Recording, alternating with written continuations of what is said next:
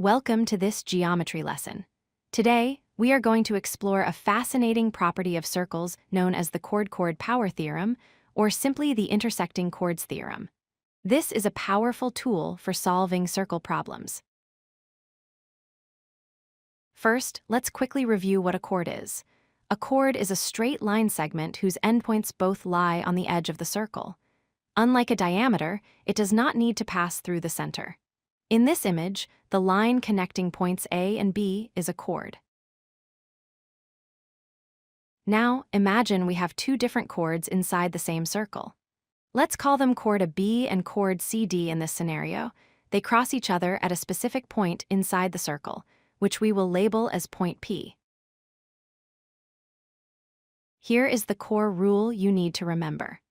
The Chord-Chord Power Theorem states that if two chords intersect inside a circle, the product of the segment lengths of the first chord is equal to the product of the segment lengths of the second chord.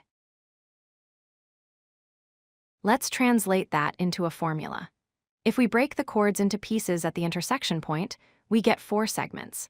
Let's label the segments of the first chord as A and B, and the second chord as C and D. The formula is simply a multiplied by B equals C multiplied by D. Let's look at a concrete example to make this clear. Here we have a circle with two intersecting chords. One chord has segments of lengths 3 and 8. The other chord has a top segment of 4 and a bottom segment labeled X. We need to find the value of X. To solve this, we set up our equation. The product of the first chord's segments is 3 times 8. The product of the second chord's segments is 4 times X. Since 3 times 8 is 24, we know that 4 times X must also equal 24. Dividing by 4, we find that X equals 6. If you are curious why this works, it comes down to similar triangles. If we connect the endpoints of the chords, we create two triangles that have the same angles. Because the triangles are similar, the ratios of their corresponding sides are equal, which leads us directly to our multiplication formula. So to wrap up, remember these 3 points. First, this applies to two chords intersecting inside a circle. Second, the intersection divides each chord into 2 parts. And third, the product of those 2 parts is always constant for that point.